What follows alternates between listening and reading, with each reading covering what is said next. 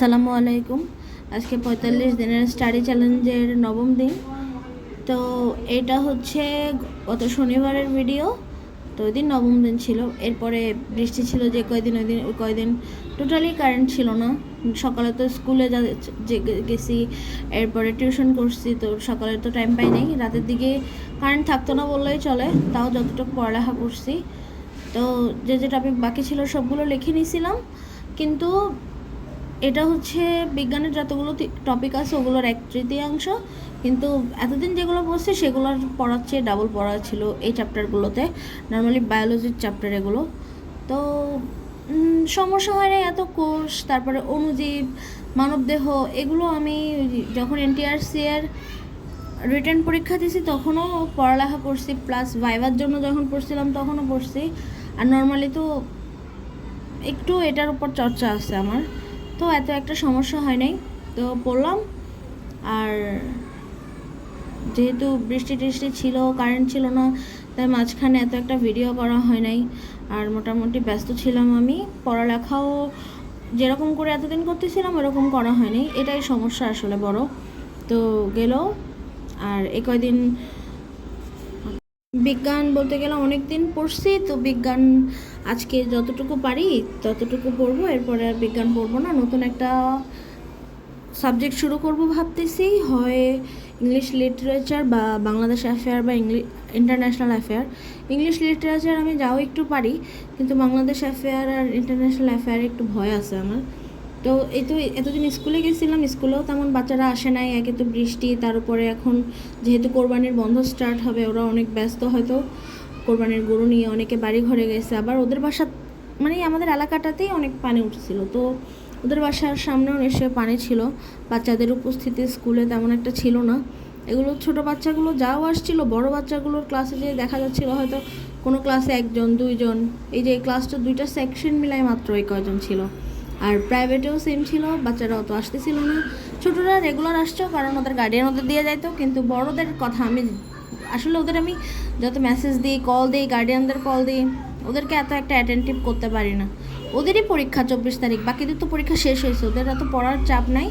তাও ছোটরা আসে, বড়রা কেন আসে না বুঝতে পারতেছি না, ওদের নিয়ে অনেক টেনশনে আছি। 24 তারিখ ওদের পরীক্ষা, সিলেবাস বাকি আছে, কিভাবে শেষ করব জানি না। আল্লাহ জানে পরীক্ষা দিলে কয়টা পাস করে কয়টা ঠিক করে। তো এটা হচ্ছে আমার বুধবারের দিনের ভিডিও। মানে আমি শনিবার থেকে বুধবার পর্যন্ত শুধু বিজ্ঞানের 3-4টা টপিকে পড়তেছিলাম। তো ভাবছি যতটুকু আজকে পর্যন্ত পড়তে পারি পড়বো। বৃহস্পতিবার থেকে, আগামীকাল থেকে আমি অন্য কোনো টপিক নেব, দেখা যাক কোন টপিকটার উপরে পড়ি ওটাই।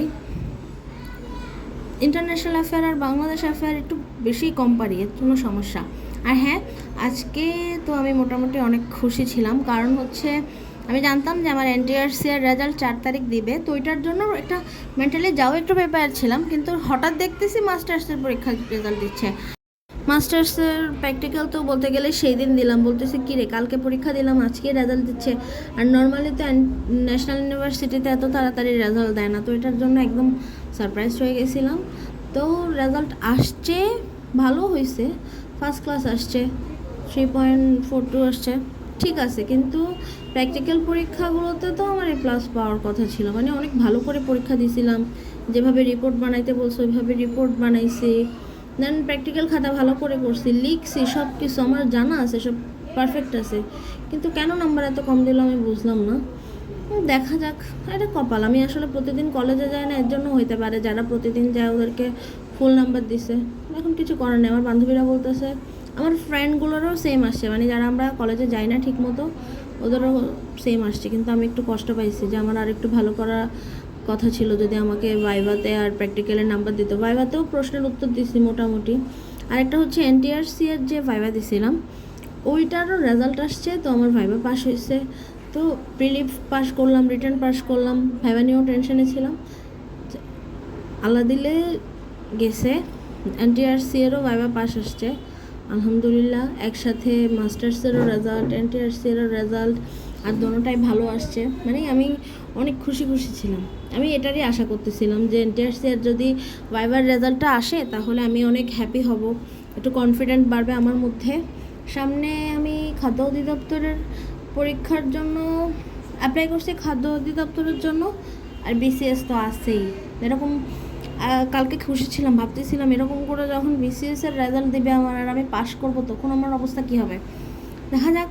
তো জুলাইয়ের দিকেই মনে হয় খাদ্য অধিদপ্তর হবে, ওইটার জন্য বই কিনতে হবে। খাদ্য অধিদপ্তরের বিষয়ে আমি আপাতত কিছু জানি না, দেখি একটা মডেল টেস্টের বই কিনবো, এই তো।